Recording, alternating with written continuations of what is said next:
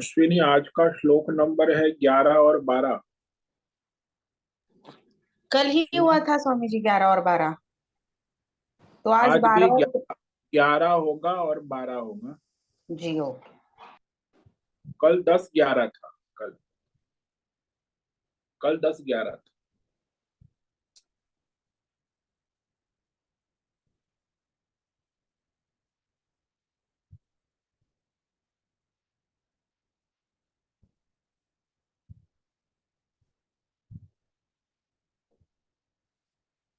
ओम नमो भगवते वासुदेवाय।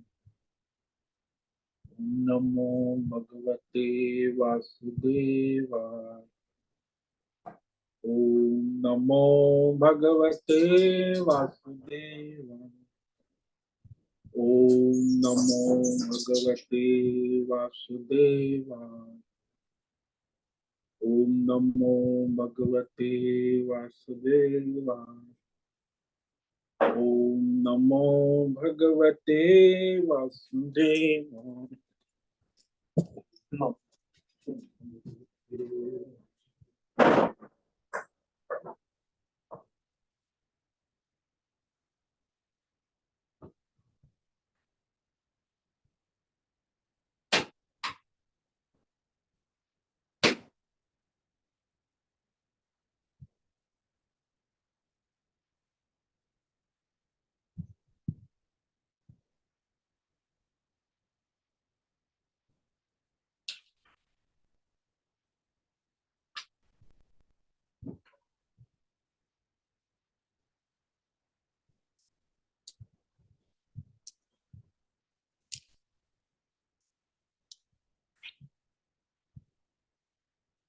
ओम नमो भगवते वासुदेवाय। ओम नमो भगवते वासुदेवाय। ओम नमो भगवते वासुदेवाय। ओम नमो भगवते वासुदेवाय। ओम नमो भगवते वासु ओम नमो भगवते वासुदेवाय। ओम श्री परमात्मने नमो नमः। ओम गणपतये नमो नमः। ओम सरस्वत्यै नमो नमः। ओम गुरुभ्यो नमो नमः। ओम सहना भवतु, सहनौ भुनक्तु, सह वीर्यं करवावहै, तेजस्विनावधीतमस्तु मा विद्विषावहै।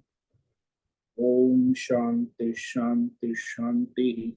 सदाशिवसमारंभां शंकराचार्यमध्यमः अस्मदाचार्यपर्यन्तां वन्दे गुरुपरम्पराम्।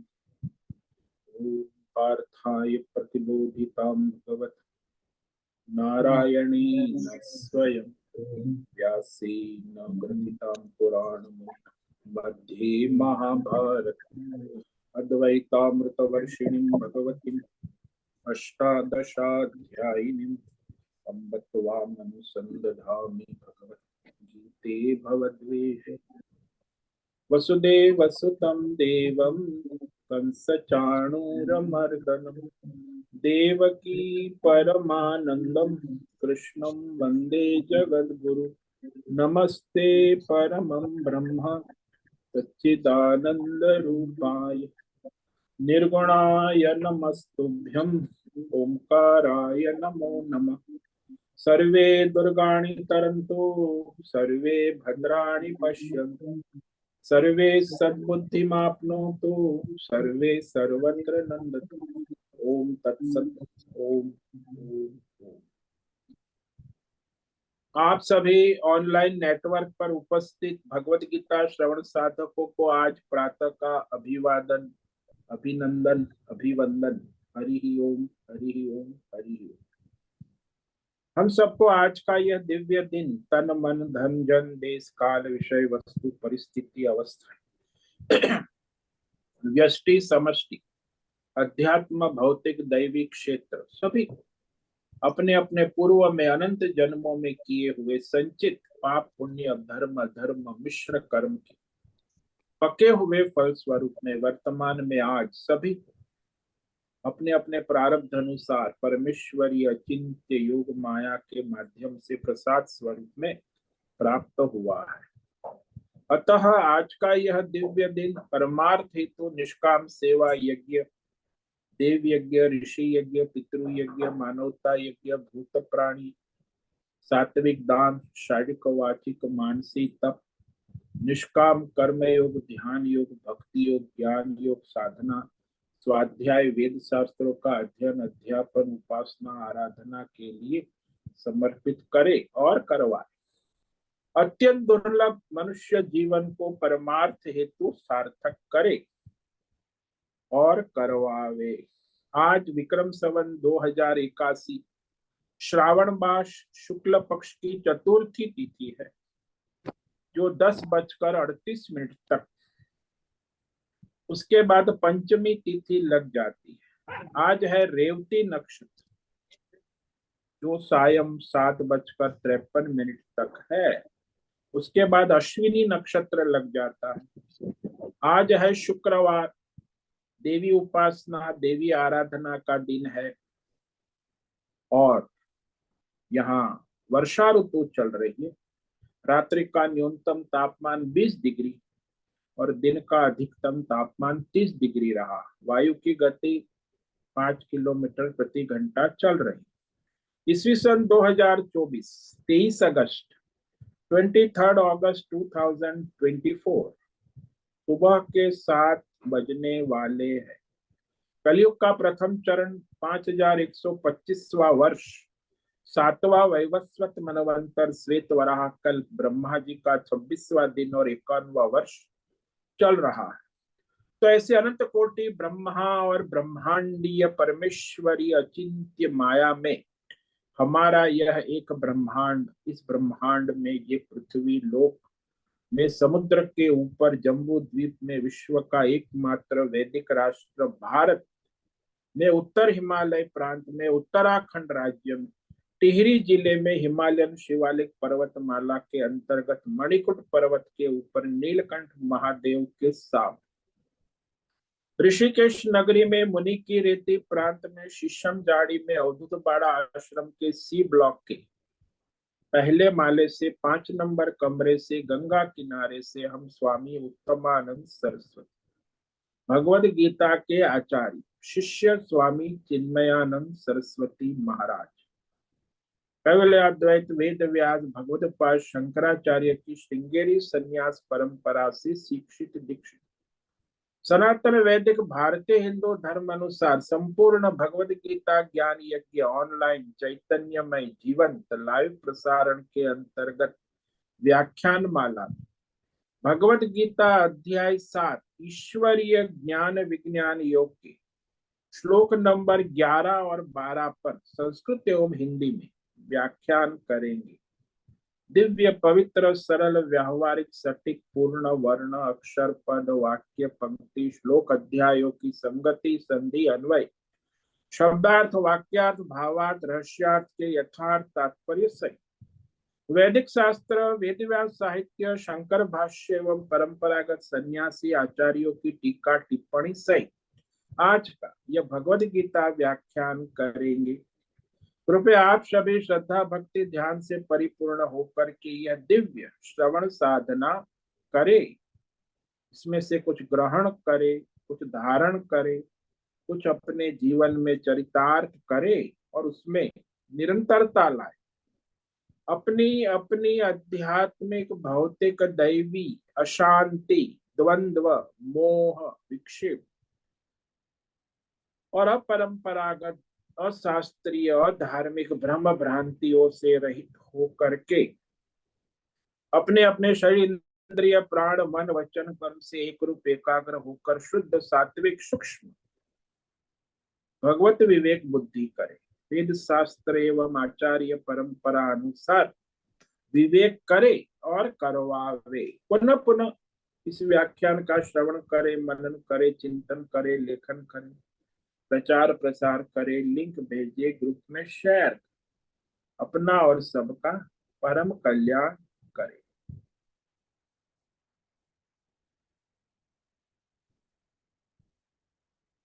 कल हमने श्रीमद् भगवद गीता अध्याय 7 के श्लोक नंबर 10 और 11 पर विचार किया था, जिसमें भगवान ने कहा कि मैं तेजस्वियों में तेज हूं और बलवानों में काम राग विवर्जितम बलम।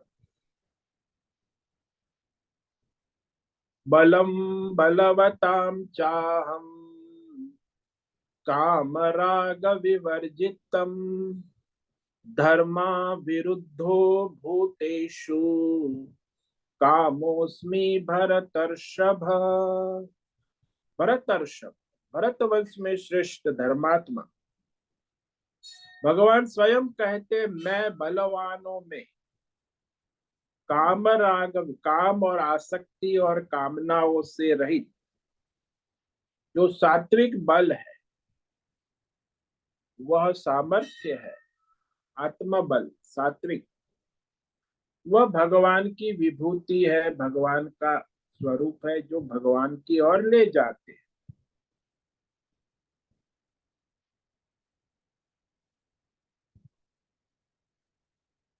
संसार में देखा गया है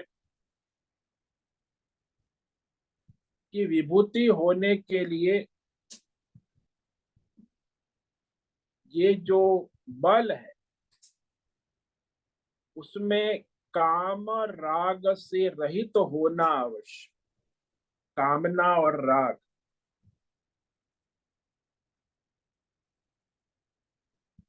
तो ज्यादातर मनुष्य अपनी कामना प्राप्ति के लिए अपने तन मन धन जन का प्रयोग करता है, और जो प्राप्त विषय है उसे रखने के लिए, भोगने के लिए भी तन मन धन जन का उपयोग करता।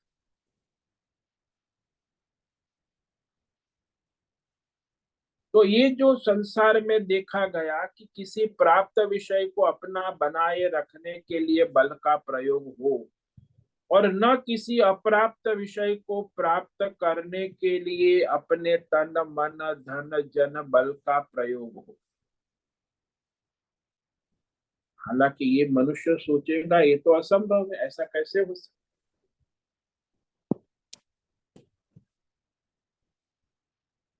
तो जो मनुष्य का जीवन है, इसमें ये दो बल का ही प्रयोग किया जाता।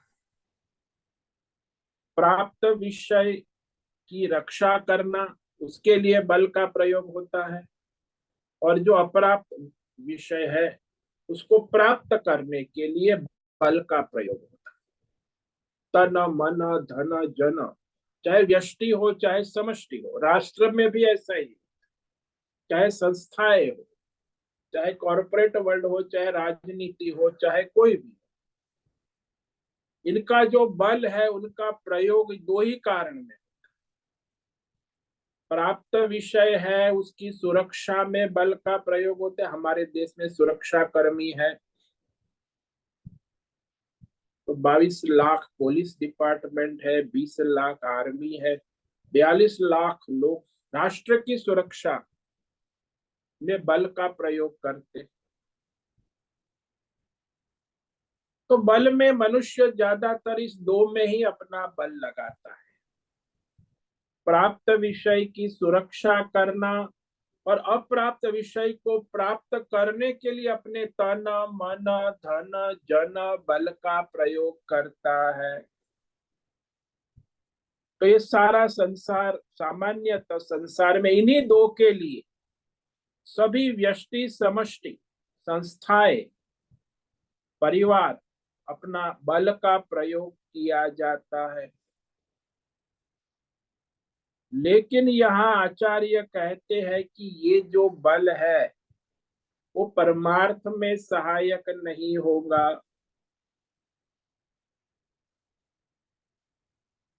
तो वहां कौन सा बल चाहिए? वो सात्विक बल वो है जो केवल जीवन निर्वाह अपना स्वधर्म देह धारणार्थ मात्र बलम, जीवन निर्वाह के लिए जो तन मन धन जन के बल का प्रयोग किया जाता है वो सात्विक धर्म है।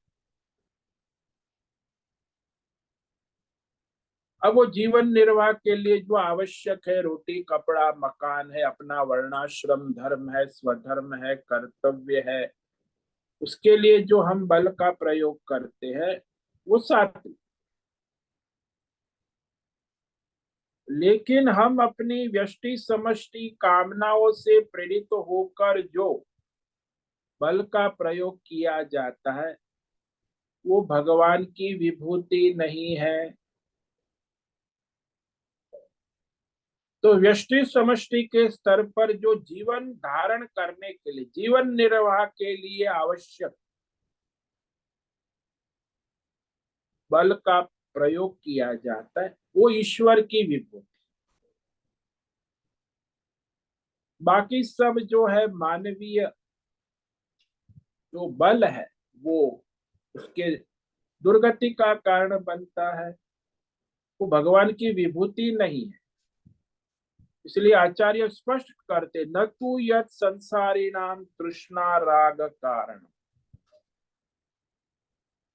तो जो संसारी मनुष्य होता है, संसारी जीव होता है, उसके अंदर, सबके अंदर कुछ न कुछ मात्रा में तन मन धन जन का बल होता है और वो अहंकार से उसका प्रयोग करता है। ऐसा नहीं समझता कि भगवान का कृपा है, प्रसाद है। अरे मैं देख लूंगा, तू क्या समझता है मुझे, मेरे इतने लोग हैं, मेरे पास इतना पैसा है, अरे मैं ये कर लूंगा वो कर लूंगा। तो तन का, बुद्धिमानी का, धन का, जन का, तो सामान्यतः मनुष्य, संसारी जो मनुष्य होता है वो ये संसार में इस प्रकार के बल का प्रयोग, और उससे क्या होता है, उसकी कामना और राग आसक्ति बढ़ती है। सांसारिक तन मन धन जल बल जो है वह काम और राग को बढ़ाता है। सामान्य रूप से देखोगे संसार में बल के कारण मनुष्य जो है अधर्म, भ्रष्टाचार, दुराचार करते हैं। सरकार में आप देखो, जो पावर वाला ऑफिसर है, वो जिसके पास सत्ता है, नेता है, वो लोग अपने बल का दुरुपयोग करते हैं, करोड़ों की संपत्ति इकट्ठा करते, भ्रष्टाचार करते, खुलेआम कर, सारी दुनिया जाए, कोई कुछ नहीं कर सकता। न सरकार कुछ कर सकती है, न कोर्ट, न प्रजा, खुलेआम वो राक्षस लोग घूमते हैं। तो वो चलता है। अफसर लोग अरबों रुपये का भ्रष्टाचार करते, नेता लोग करते, सब जानते, फिर भी कुछ नहीं।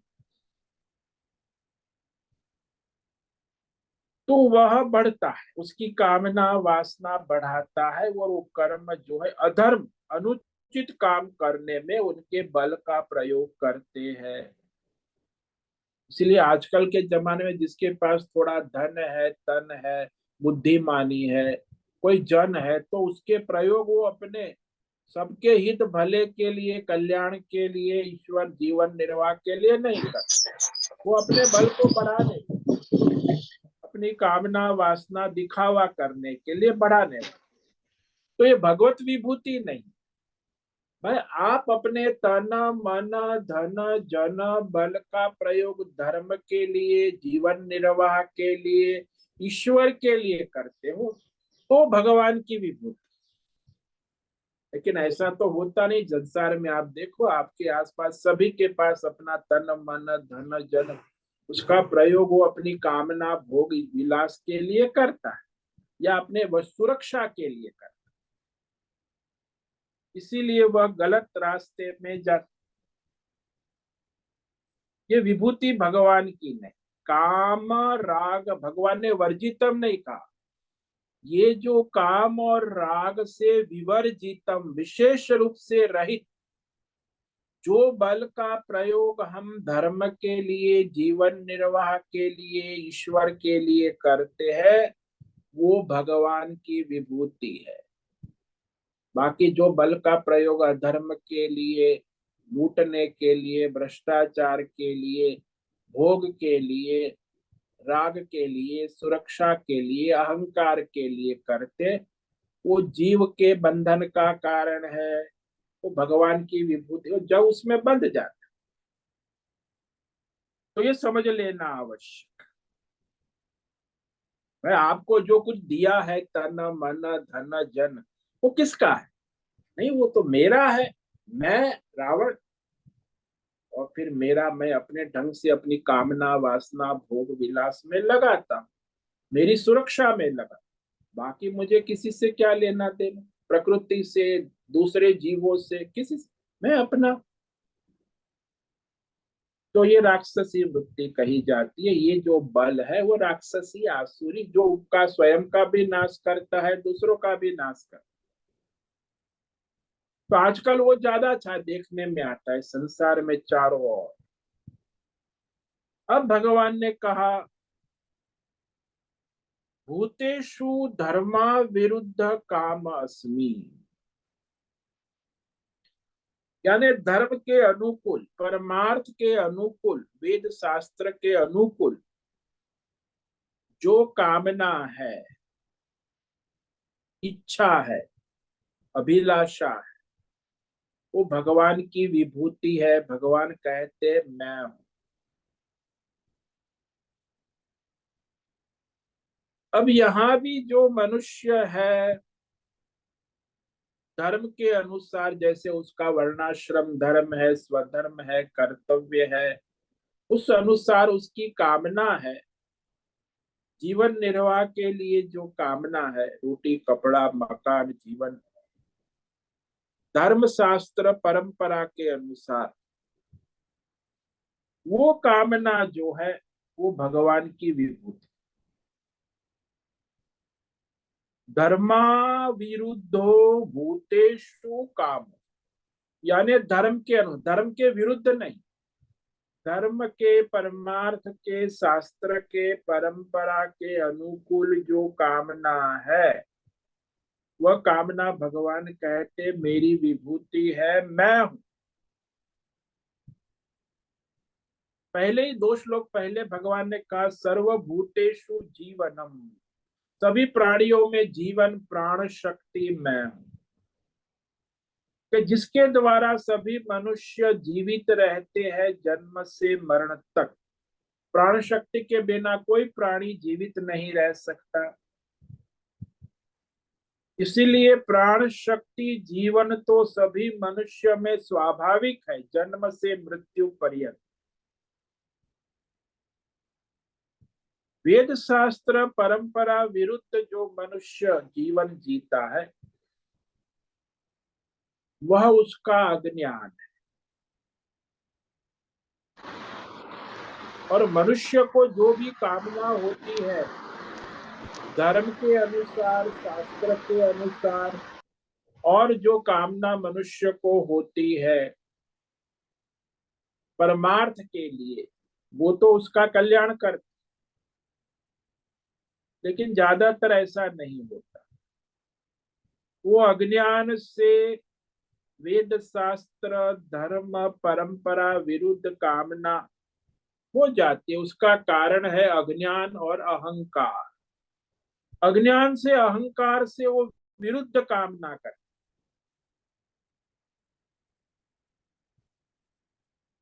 तो सर्वव्यापक ईश्वरीय तत्व सत्ता को भूल जाते। यही तो अज्ञान है, ईश्वर की सत्ता का स्वीकार न करना। सर्वव्यापक ईश्वर, तो वह तत्व को भूल जाते और फिर अहंकार से कामना करते हैं। वेद शास्त्र में कहा, परंपरा से कहा जाता है, परमार्थ के लिए शास्त्रों में कहा, लेकिन हम उसको मानते नहीं। आजकल तो सब मॉडर्न है, साइंटिफिक है, आध्यात्मिक, तो कोई मानते नहीं। तो इस तरह यह जो रहस्यमय तत्व ज्ञान समझना आवश्यक कि आपकी कामना शास्त्र के अनुसार, धर्म के अनुसार, परंपरा के अनुसार सबके हित, कल्याण, जीवन निर्वाह के लिए है तो ईश्वरीय विभूति।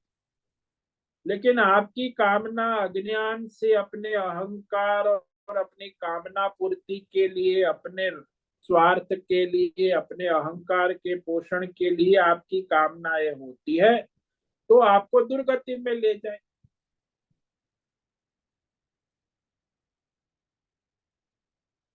तो यहाँ मूल है परमात्मा तत्व की सत्ता और शक्ति का अज्ञान। हालांकि वो सुनता है कि परमात्मा तो सर्वव्यापक है, सत्संग तो सब सुनते, ईश्वर की सत्ता है, बोलता भी है कि ईश्वर की मर्जी के बिना तो पेड़ का एक पत्ता भी नहीं हिल सकता है। लेकिन पूरा स्वयं हिलता रहे। बोलने के लिए सब भगवान की सत्ता का स्वीकार, लेकिन करते समय वो अपना अहंकार लेके आते तो वो भूल जाता। सर्वव्यापक ईश्वरीय तत्व को भूल कर, हालांकि उसने सत्संग में सुना कि इंद्र के रूप में स्वर्ग का राज्य भी मेरी आत्मा के द्वारा ही हो रहा है, परमात्मा ही सारे ब्रह्मांड को चलाते हैं, लेकिन मैं अपने अहंकार से चलता, ये अज्ञान। ज्यादातर ऐसा ही होता है, 90%, 99% मनुष्य उस परमात्मा की सत्ता, समस्त ईश्वरीय तत्व को मानते हैं लेकिन जानते नहीं है। मानते तो सब, मुस्लिम ही सिखाए, लेकिन जानते नहीं है, उस अनुसार करते नहीं। तो कामना का यह जो रहस्य है, तत्व समझना आवश्यक कि मनुष्य को अपनी जो कामनाएं है वो किसके लिए करता है। तो कामना का केंद्र है उसका स्थूल और सूक्ष्म शरीर।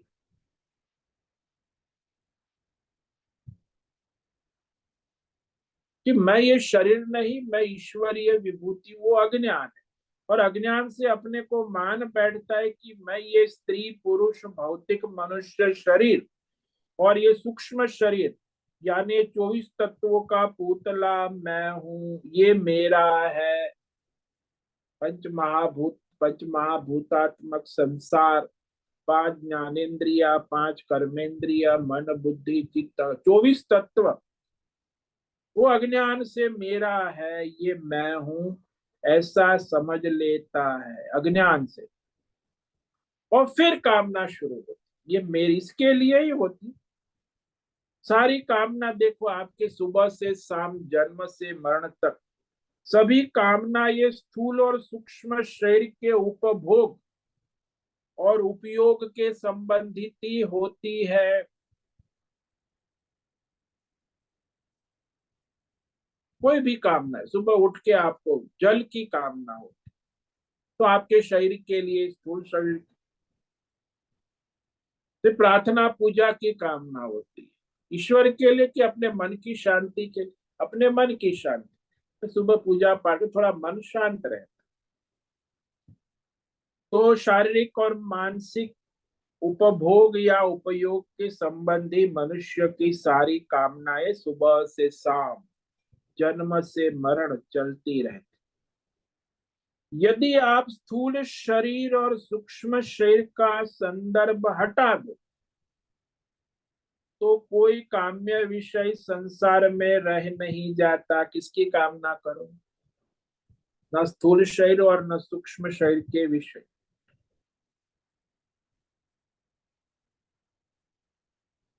तो ये सारा जो है कारण शरीर अज्ञान से मैं आत्मा हूं, मैं परमात्मा हूं, ईश्वरीय शक्ति हूं, वो भूल कर मैं ये स्थूल शरीर सूक्ष्म शरीर हूं, ये अज्ञान के कारण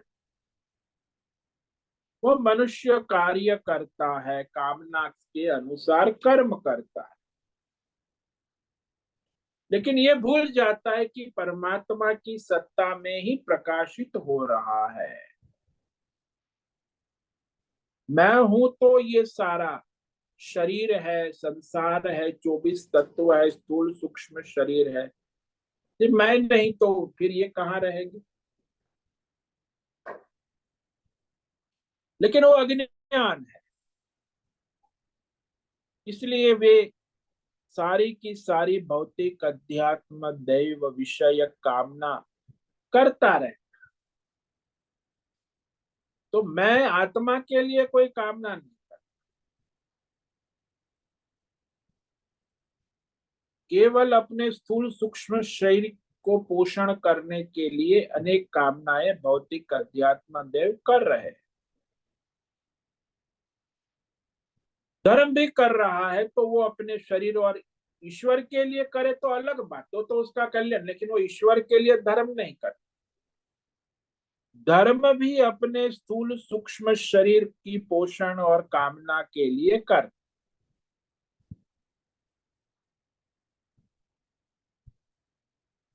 और फिर जो हम करते हैं उसमें परमात्मा ही तो मुख्य सूत्रधार है, लेकिन वो कहता है मैं करता, अहं करता अहम भोक्ता। तो अपने अहंकार से मान बैठता है कि मैं ही करता हूं, मैं ही। तो इस तरह वो ईश्वर की सत्ता को भूल जाता है। इस तरह अज्ञान होता है, इसी को अज्ञान। वो पंखा सोचने लगता है कि मैं ही घूमता हूँ रेगुलेटर में, तो रेगुलेटर भी कहता है मैं ही रेगुलेट होता हूँ। वो बिजली की सत्ता और करंट को भूल जाता है। तो इसी को अहंकार कहते हैं। ईश्वर करता है तो अहंकार नहीं हो, लेकिन मैं करता हूँ, अहंकार विमूढ़ात्मा करता हम इति मन्यते। तो फिर आप अपने तन मन बुद्धि के कर्ता बन गए, यही अज्ञान। और अहंकार से, अज्ञान से फिर इसी 24 तत्वों के लिए कामना करते रहोगे। स्थूल शरीर, सूक्ष्म शरीर, कभी कुछ तन की सुविधा के लिए, कभी मन की बुद्धि की सुविधा के लिए, कभी बुद्धि को पुष्ट करने के लिए भौतिक ज्ञान, आध्यात्मिक ज्ञान, देवी ज्ञान, विज्ञान। तो स्थूल सूक्ष्म शरीर की पुष्टि के लिए, तृप्ति के लिए अनेक प्रकार की भौतिक अध्यात्म दैव विषय कामना करते रहते हैं। तुम देख लो सूक्ष्म विवेक विचार करके कि जो भी कामना आपके अंदर उत्पन्न होती है उसका केंद्र बिंदु आपका ये स्थूल सूक्ष्म शरीर 24 तत्व ही है। उसी के लिए आप ये सारी कामना करते हो, भूतकाल में भी की है, अभी और भविष्य के लिए जो कामना कर वो भी आप अपने शरीर के लिए करते। स्थूल सूक्ष्म शरीर का भविष्य उज्जवल हो, नहीं कि मेरा आत्मा, आत्मा की तो कामना होती ही नहीं। किसके भविष्य के उज्जवल की कामना कर? मेरे स्थूल और सूक्ष्म शरीर का भविष्य उज्जवल हो, उसके लिए जो भी कर्म करना है तन मन धन जन बल का प्रयोग करते। तो ये सारा का सारा स्थूल सूक्ष्म शरीर की सुविधा, परिवार, पैसा, पद, प्रतिष्ठान, मकान, यश, कीर्ति, सब इसी के लिए, स्थूल और सूक्ष्म शरीर के लिए ही की जाती है। इसीलिए शरीर संबंधियों के लिए कामना होती। आप सोचते हो कि मेरा परिवार है, मेरी पत्नी है, मेरे बच्चे हैं। ये पत्नी बच्चे का संबंध किसके लिए है? शरीर के लिए, शरीर के साथ संबंध। शरीर छूट जाएगा तो फिर पत्नी और बच्चे का क्या संबंध है? कुछ नहीं। आप कहते हो मेरा परिवार, मेरा पुत्र, मेरी पत्नी, संबंध शरीर को लेकर। शरीर छूट जाएगा तो उसके बाद ये परिवार का, पैसे का, पद प्रतिष्ठान, मकान, दुकान, यश, कीर्ति, नाम का क्या संबंध रहे? बोले कुछ नहीं, क्योंकि अगले जन्म में संचित कर्म के अनुसार कुछ अलग ही होने वाला है। तो वर्तमान का जो तन मन धन जन सारा संबंध है वो सारा समाप्त हो जाता है मृत्यु के साथ, कुछ नहीं। तो परिवार, पैसा, पद, प्रतिष्ठान, संबंधियों के लिए जो कामना भी करते हैं वो स्थूल सूक्ष्म शरीर केंद्रित ही है, चाहे वर्तमान की हो, चाहे भूतकाल में या भविष्य में जो कामना करोगे या भविष्य के लिए जो, उसका केंद्र बिंदु केवल स्थूल और सूक्ष्म शरीर ही है।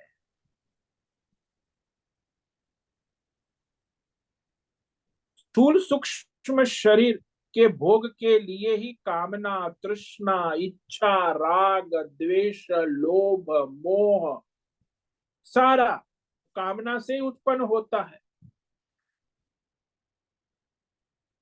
फिर आप चाहते हो कि मुझे मन में शांति के लिए कुछ करना है, तो मन की शांति के, ईश्वर के लिए नहीं, मेरे मन की शांति के लिए मैं ध्यान करता हूँ, मेरे शरीर के स्वास्थ्य के लिए मैं योग आसन प्राणायाम करता हूँ, मेरे बुद्धि की तेजस्विता के लिए मैं सत्संग करता हूँ, यानी परमार्थ के लिए नहीं, अपने ही अहंकार के पोषण के लिए, स्थूल सूक्ष्म शरीर के लिए ये सारा भौतिक अध्यात्म दैव परमार्थ व्यवहार व्यापार करता रहता।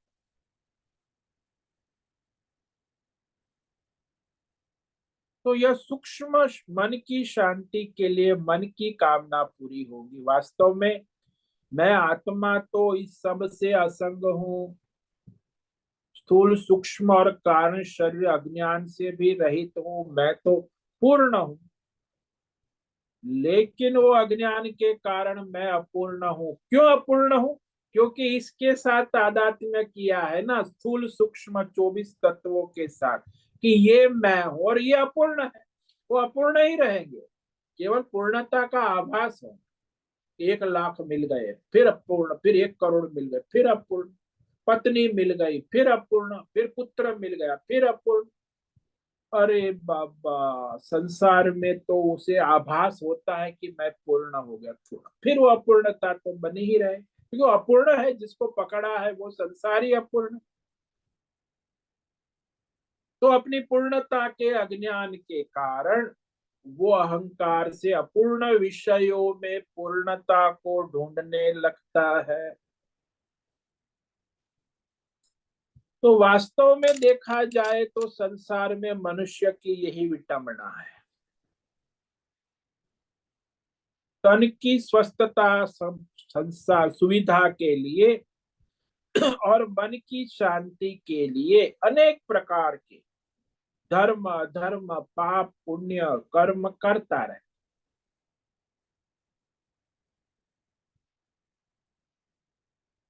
वो जानने का नहीं है कि वास्तव में मैं पूर्ण हूं।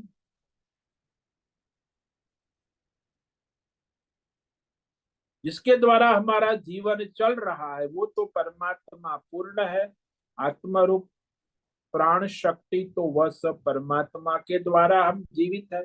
जब तक प्राण शक्ति, और प्राण शक्ति परमात्मा का ही प्रतिबिंब है।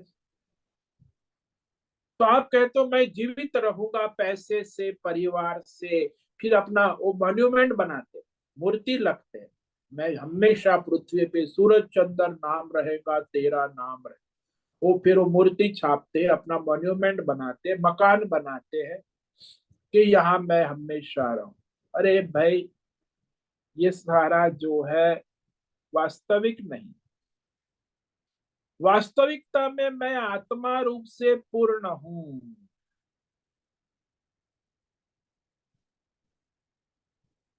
लेकिन आत्मा का ज्ञान नहीं होगा तो जब तक तुम जीवित रहोगे तुम्हें अपूर्णता का अनुभव, और मरने के बाद अपनी मूर्ति स्थापित करने का अभिमान, कि मेरी मूर्ति स्थापन और लोग उसमें वंदन करेंगे। वो भी 3 पीढ़ी तक, कितने राजा, हजारों साल पहले इतने राजा महाराजे की मूर्ति मिट्टी में खंडर पड़े हैं, 3 पीढ़ी तक आपकी मूर्ति कौन फिर जानता है। तो ये सब व्यक्तित्व उपासना भी ज्यादातर 3 पीढ़ी तक चलती है, उसके बाद वो भी मिट्टी में मिल जाए, नया जनरेशन आता। तो अपना नाम बनाए रखने के लिए बहुत मनुष्य कोशिश करता है, कि हमेशा मैं जीवित रहूं, लेकिन ऐसे तो जीवित नहीं रहेगा, उसका नाम भी नहीं। आत्मा रूप से वो हमेशा है, लेकिन वो अज्ञान है।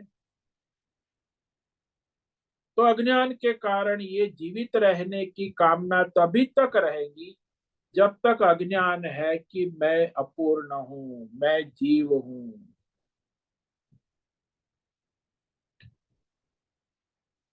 तो ये स्वाभाविक होने से मनुष्य जो है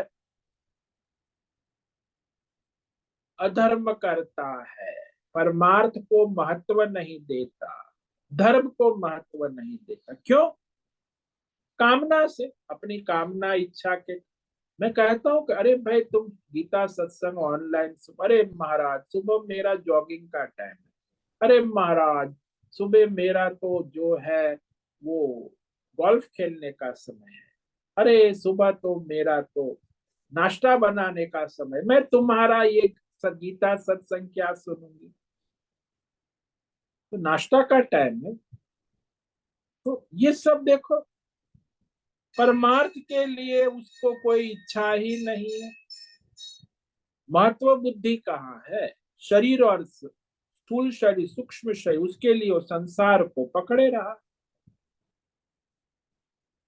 सो धर्म के लिए कामना होना, परमार्थ के लिए कामना होना, ये तो बड़ा दुर्लभ हो गया। भगवान ने कहा मैं धर्म के अनुसार, परमार्थ के अनुसार जो कामना है वो मेरा रूप समझो, मैं ही हूं। अर्थात ये हुआ कि धर्म और परमार्थ के विरुद्ध जो भी कामना होती है वह छोड़ने लायक है, उपास्य नहीं है।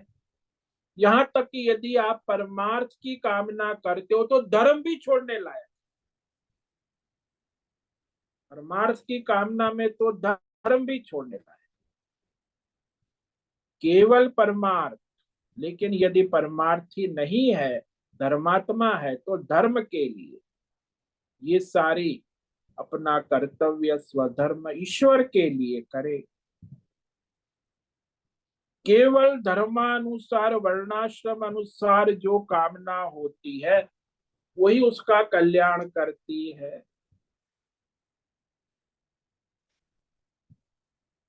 अब प्रश्न उठता है कि अरे भगवान, ये मनुष्य के मन में कामना क्यों उठती रहे?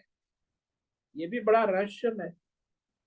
क्यों कामना उठती है? ये प्रश्न है, बहुत बड़ा प्रश्न है। कि सुबह से शाम हमारे मन में अनेक प्रकार की कामनाएं उठती रहती है। क्यों उठती है? कैसे उठती है?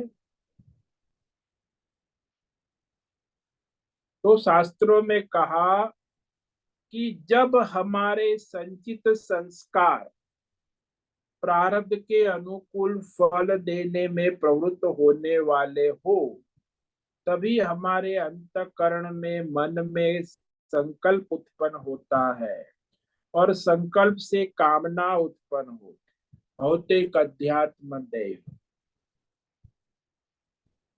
तो ये सिद्धांत, जब हमारे संचित संस्कार प्रारब्ध के अनुकूल फल देने में प्रवृत्त हुए, वर्तमान होने वाले हो, तभी हमारे अंतःकरण में कोई भौतिक अध्यात्म दैव संकल्प से कामना उत्पन्न हो जाती है। अब भौतिक अध्यात्म दैव संकल्प से कामना उत्पन्न, और कामना का जो बीज है, विषय बीज, कामना का जो बीज, वो जो हम जिस विषय की कामना करते हैं उसमें ये काम, विषय अच्छा है कि बुरा है जिसकी हम कामना कर रहे हैं, सत्य है कि असत्य। यदि आपकी बुद्धि में हो कि ये तो असत्य है, बुरा है, तो आप उसकी कामना नहीं करें। जो विषय अच्छा है, सत्य है, नित्य है, ऐसा जब बुद्धि में होगा तो उसकी कामना करें कि अच्छा है, सत्य है, नित्य है, ऐसा समझेंगे। उसकी कामना।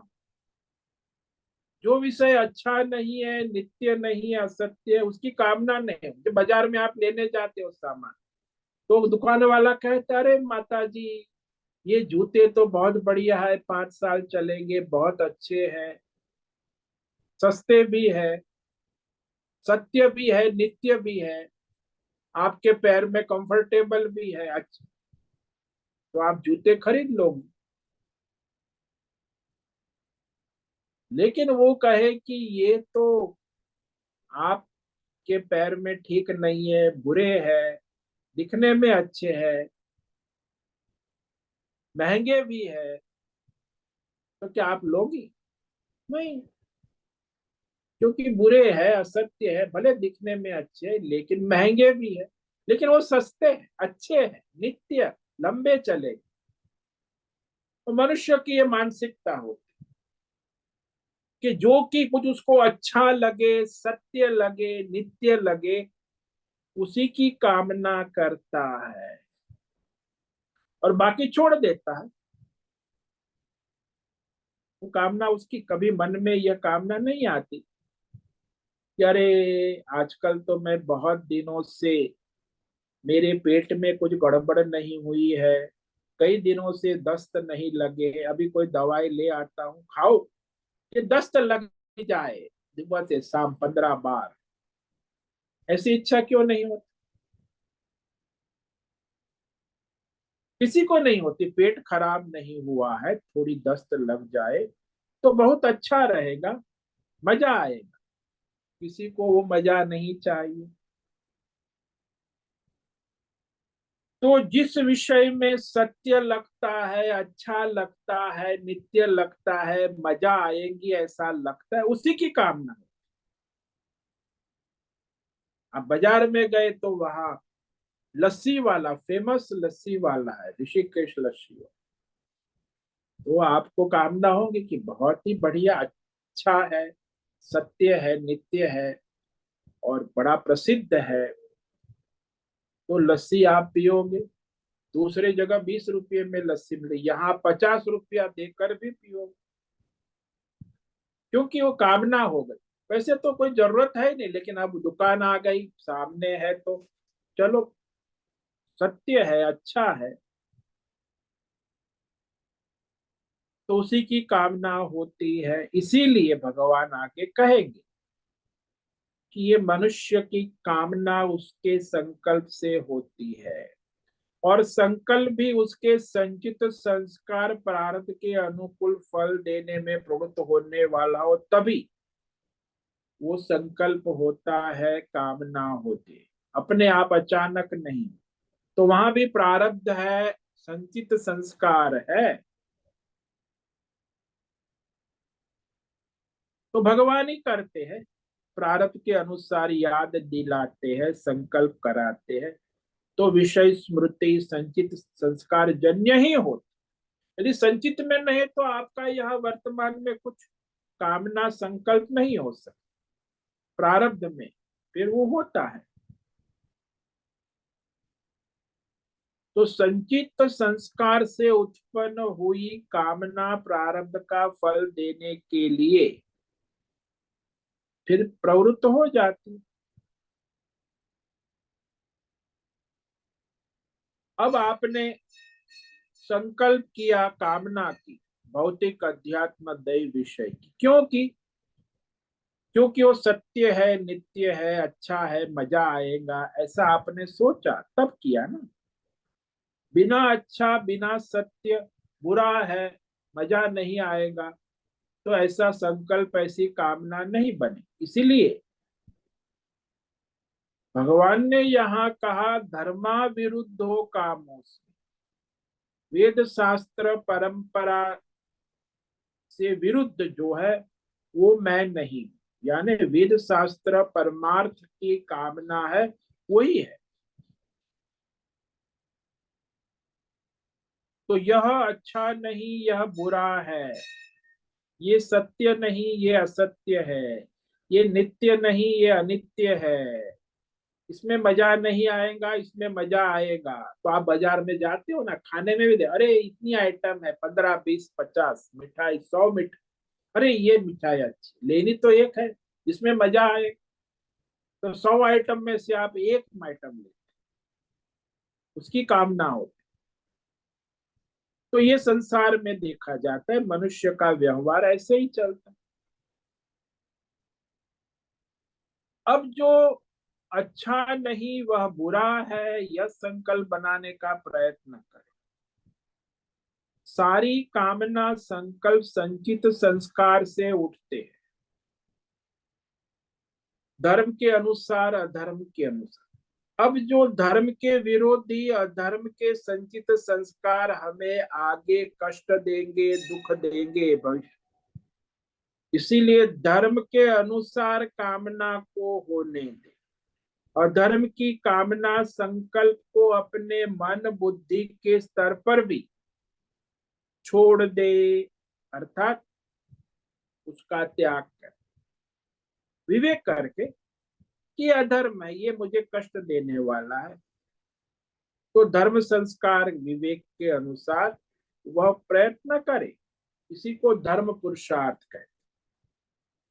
भाई आपके अंदर तो अनेक प्रकार की कामनाएं उत्पन्न होती है, धर्म के अनुसार अधर्म के अनुसार, संचित संस्कार अनेक जन्मों के हैं। तो उसमें से जो धर्म के अनुसार संकल्प और कामना करे वो धर्म पुरुषार्थ।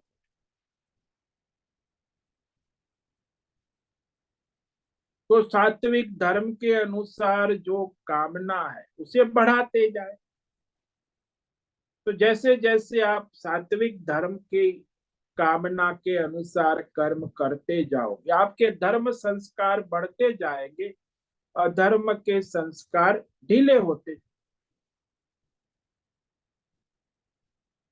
क्योंकि ये सारा खेल आपके पूर्व जन्मों के संचित संस्कारों से ही होता है। लेकिन वो आता है अंतकरण में, पहले बुद्धि में, अंतकरण में, फिर वहां से आप उसको कामना के स्तर पे, कर्म के स्तर पे ले जाते। यदि वही उसकी कामना छोड़ देते हैं अधर्म के संस्कारों की, तो वो कर्म के स्तर पे नहीं जाती। तो संकल्प के ऊपर निर्भर है। इसलिए हमारे विवेक करना आवश्यक। तो इस पर हम कल विचार करेंगे दृष्टांत के साथ कि कैसे हमें धर्म की कामना करनी होगी, तो वही ईश्वर की ओर ले जाती है, और अधर्म जो है उसका त्याग कर, तो उसके द्वारा मनुष्य का कल्याण होता है, व्यष्टि समष्टि सबका कल्याण। तो आज हमने ये श्लोक नंबर 11 में दूसरी पंक्ति पर विचार किया। इस पर और कल थोड़ा विचार करेंगे। बलम बलवताम चाहम काम राग विवर्जितम धर्मा विरुद्धो भूतेषु कामोष्मि भरतर्षभ। हे भरतर्षभ, अहम बलवताम काम राग विवर्जितम, यानी बलवानों में मैं कामना और आसक्ति रहित, जो ईश्वरीय बल है, सामर्थ्य है, जो जीवन निर्वाह के लिए आवश्यक, धर्म के लिए आवश्यक है, वर्णाश्रम स्वधर्म, वो बल, तन मन धन जन का जो बल, वो परमार्थ में सहायक, वो भगवान की विभूति है।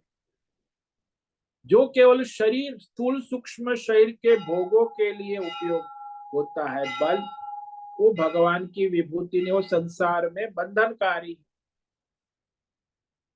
फिर भगवान ने कहा सर्वभूतेषु धर्मा विरुद्धो काम, यानी सभी प्राणियों में जो धर्म के अनुकूल, शास्त्र के अनुकूल, जीवन निर्वाह के अनुकूल जो संकल्प है, कामना है, इच्छा है जिसको कहते, वह भगवान की विभूति है। ओम नमो नारायणाय, ओम नमो नारायणाय, ओम नमो नारायणाय, ओम नमो नारायणाय, ओम नमो नारायणाय। कायेन वाचा मनसेन्द्रियैर्वा बुद्ध्यात्मना वा प्रकृते स्वभावात् करोमि यद्यत् सकलं परस्मै नारायणायेति समर्पयामि। ओम सर्वे भवन्तु सुखिनः, सर्वे सन्तु निरामयाः, सर्वे भद्राणि पश्यन्तु, मा कश्चित् दुःखमाप्नुयात्, अस्तु मा सद्गमय, तमसो मा ज्योतिर्गमय, मृत्योर्मामृतङ्गमय। ओम पूर्णमद पूर्णमिदं पूर्णात् पूर्णमुदच्यते पूर्णस्य पूर्णमादाय पूर्णमेवावशिष्यते। ओम शांति शांति शांति।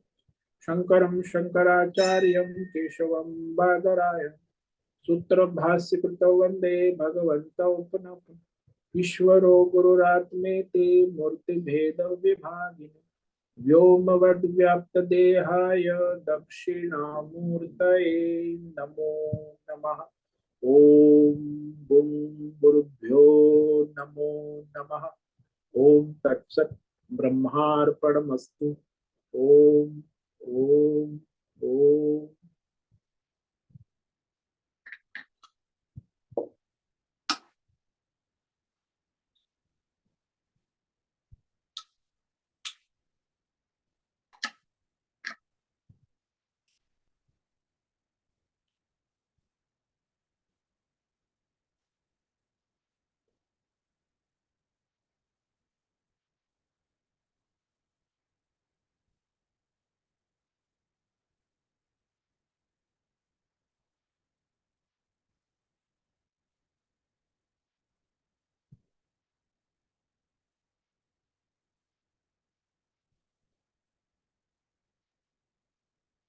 हरिओम हरिओम हरिओम स्वामी जी।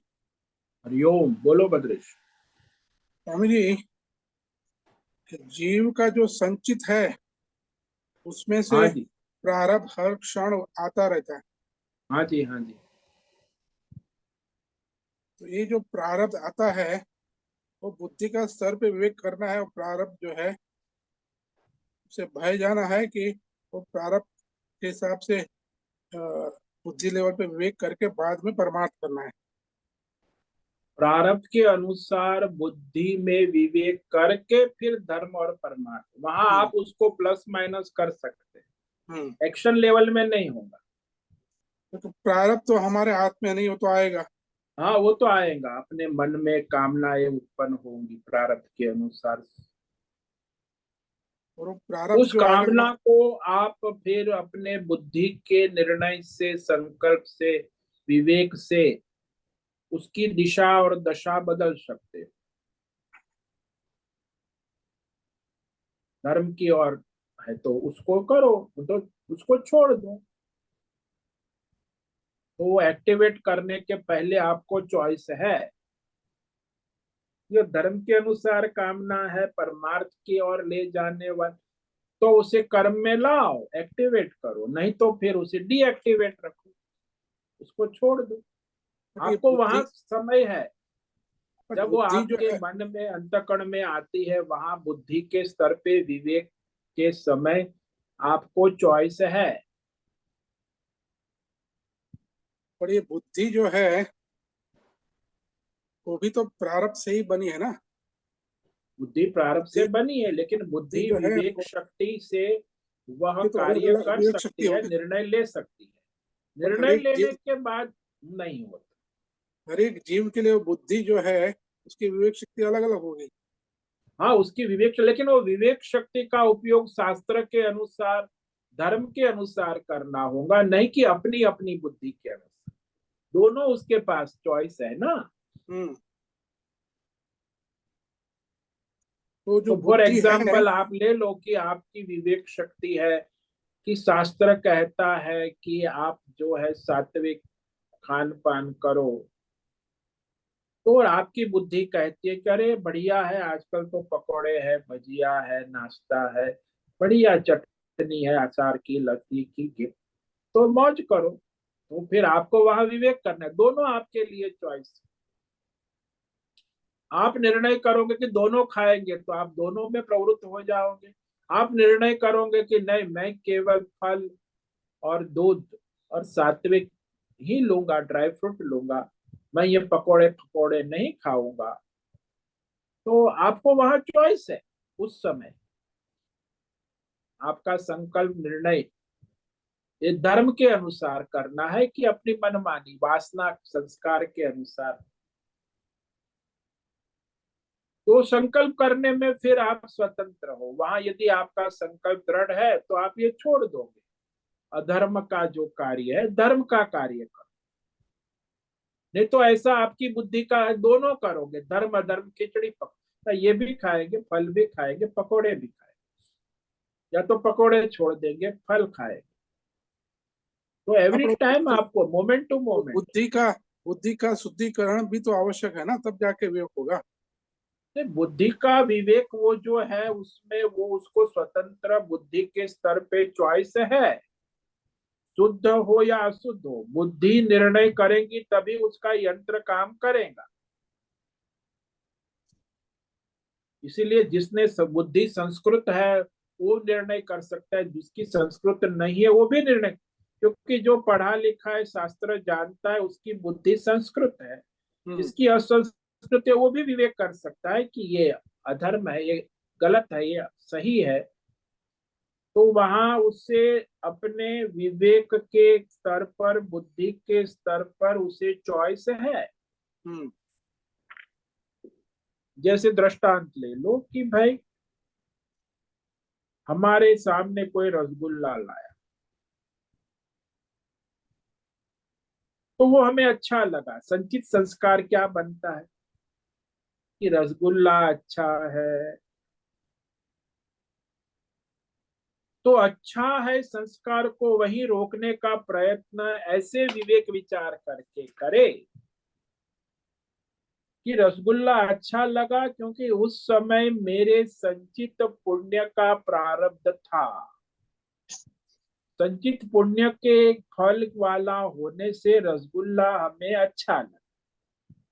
जिस समय वो संचित पुण्य का प्रारब्ध नहीं होता उस समय हमें रसगुल्ला भी सुख नहीं देता। मानो कि आप रसगुल्ला खा रहे हो, फोन आया कि आपके स्वजन की मृत्यु हो गई, क्या आपको रसगुल्ला अच्छा लगे? वो तो जहर लगेगा। स्वजन की मृत्यु हो गई तो रसगुल्ला भी सुख नहीं देता, क्योंकि उस समय आपका जो है संचित पाप का प्रारब्ध जग गया। तो रसगुल्ला अगर सुख देने वाली चीज होती तो हमेशा हर परिस्थितियों में, अनुकूल प्रतिकूल परिस्थिति में सुख देती, लेकिन ऐसा नहीं है। इसलिए यही पता चलता है कि रसगुल्ले के द्वारा सुख नहीं मिला है, सुख तो हमारे संचित पुण्य कर्म के प्रारब्ध के कारण मिलता है।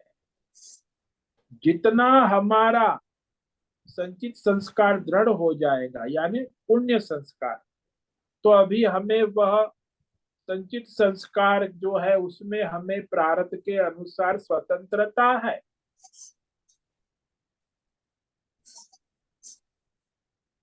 तो ये विवेक करना आवश्यक कि जितना भी हम अपने धर्म परमार्थ के संस्कार को करने का प्रयास करेंगे उतना वह संस्कार दृढ़ होता है।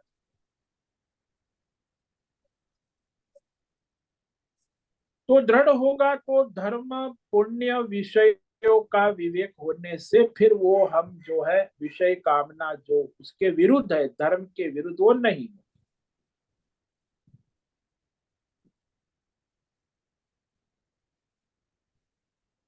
वो धर्म के अनुसार ही हो।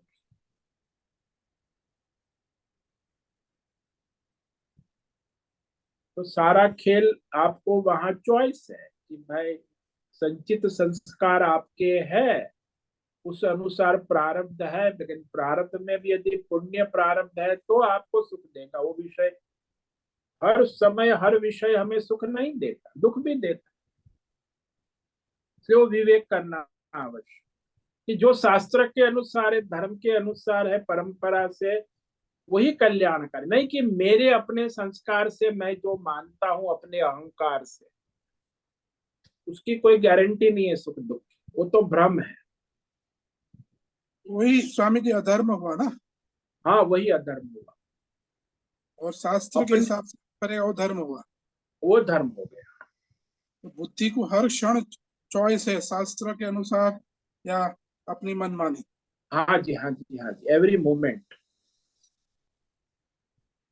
तो ये बुद्धि लेवल पे जागरूकता जो है, अवेयरनेस, उसका महत्व हुआ ना। हाँ हाँ, बुद्धि विवेक ही पहले, वहीं से बुद्धि का विवेक होगा, वहीं संकल्प होगा, तभी तो आगे यंत्र काम करेगा, नहीं तो आगे कैसे काम होगा।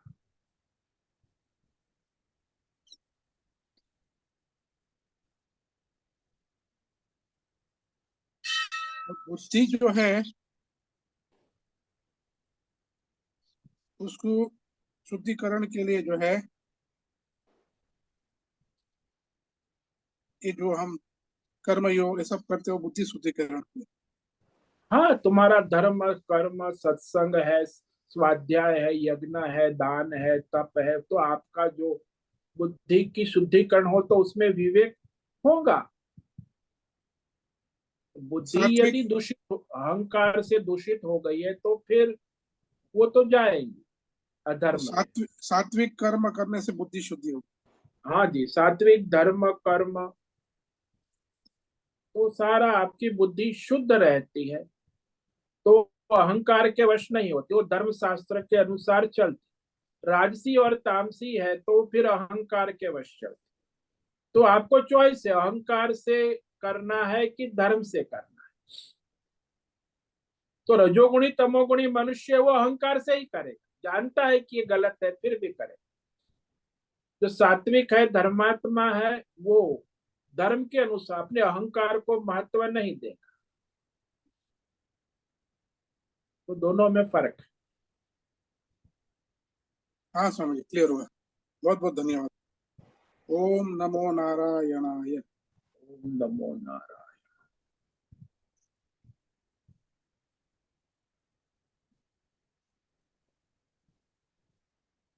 ठीक है, सभी साधकों को आज का ओम नमो नारायणाय, सबको सभी आज साधक का ओम नमो ओम नमो नारायणाय स्वामी ओम जी। नमो सभी नारायणाय साधकों को आज सभी का ओम नमो साधकों को ओम नारायण। नमो नारायणाय। ओम नमो ओम नारायण नमो स्वामी जी। नारायण स्वामी जी।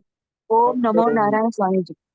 जो ओम से नमो लेकर नारायण सब महाराज जी। नमो ओम नारायण आज नमो का स्वामी। नारायणाय। सत्संग पूर्ण करे। ओम नमो आज का नारायण। ये सत्संग हम यही ओम समाप्त ओम करते हैं। ओम ओम सभी ओम साधकों ओम। को ओम नमो नारायणाय। धन्यवाद। सभी साधकों को ओम नमो नारायणाय।